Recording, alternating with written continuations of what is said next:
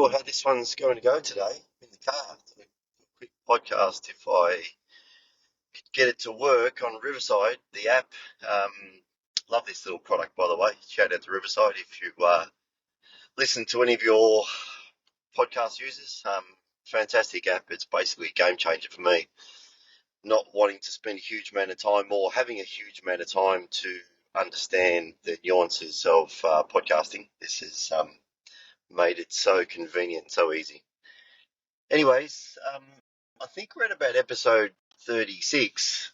I wanted to have a quick chat about what do you do with your training when you've got momentum and you get sick, which has been the case for me the past week. I picked up a head cold about 7 days ago, and I was at week 14 of my 16-week 10K training program. And I really felt like I had good momentum in everything. I just actually started my high rocks prep for Australia, and I don't know, I was feeling pretty good. And then all of a sudden, boom, bit of a head cold. Work has been pretty crazy, and then I've had to take a few days off. Now, getting a bit older, as I've mentioned a few times, I don't recover like I used to.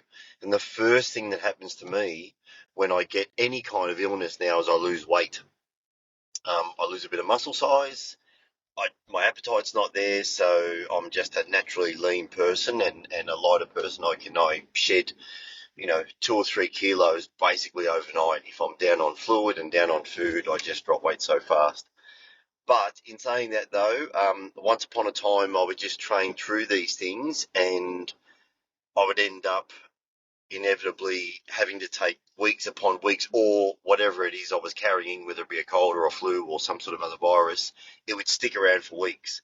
So as I've got older, and particularly because I'm not training for anything specifically, yes, high rocks, but when I was younger, I trained as a track athlete, and there may be a major competition coming up, and I always wanted to push through.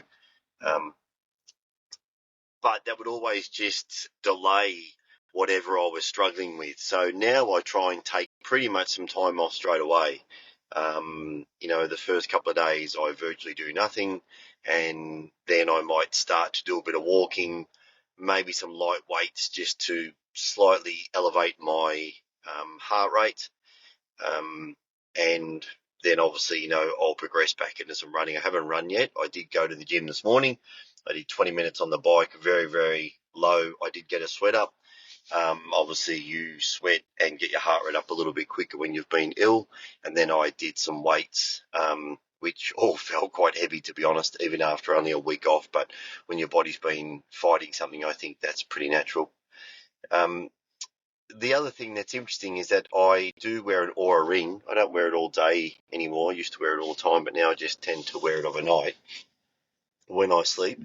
And I have to say that ring and the accuracy of that ring is quite astounding, to be honest, particularly around when I'm getting ill on my temperature. So I got COVID a few years ago. I was on a boat with some friends.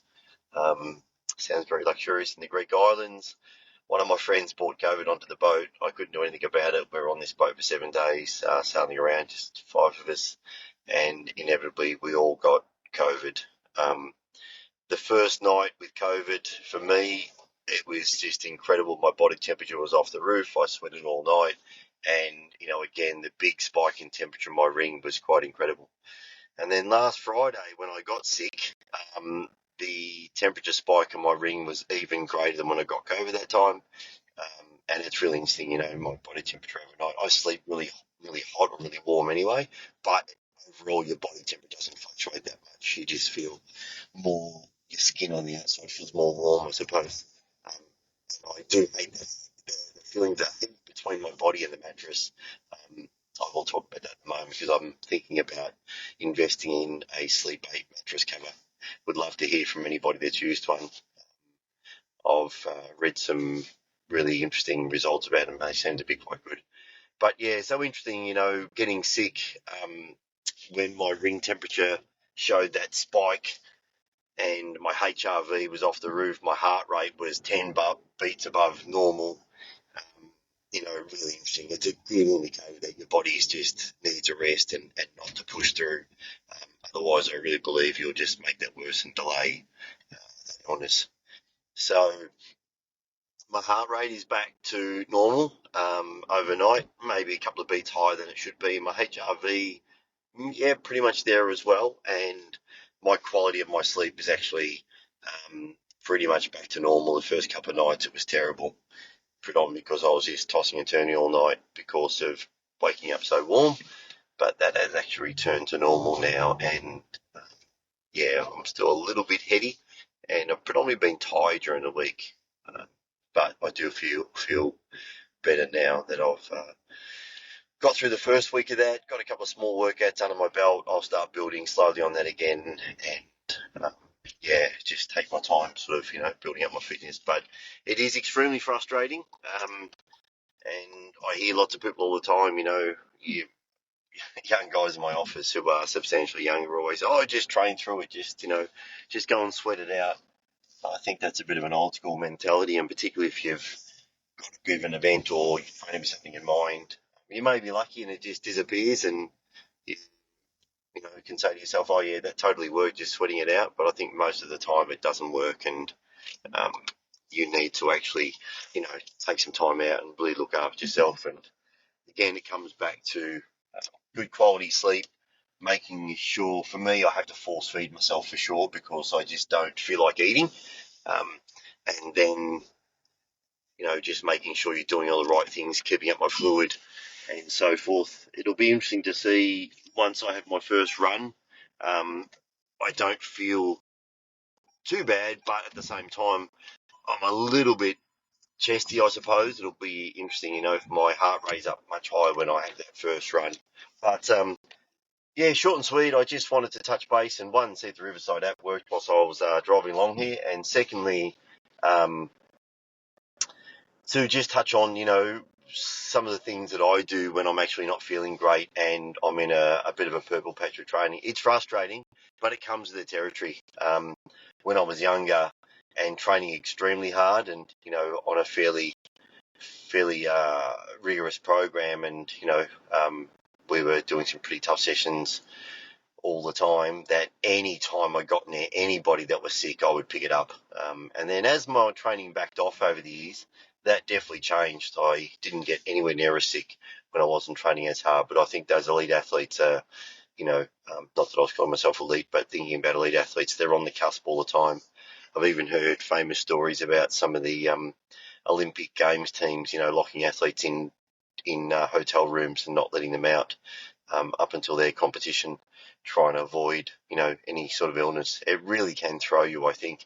It's unfortunate with, sport in the Olympics where you spend all that time training for one event and then leading up to that particular event, you get sick.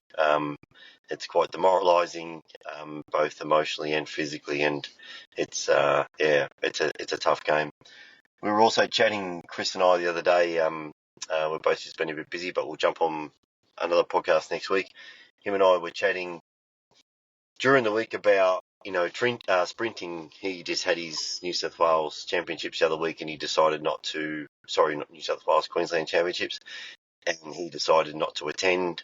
He's had a few niggles, he said, and he's also just struggling to, I think, get the motivation for some of these events. He's been doing a very long time, and he's getting towards the back end of his career, and has started to wind down a bit. But he mentioned he was glad that he didn't go due to the fact that the wind was horrendous.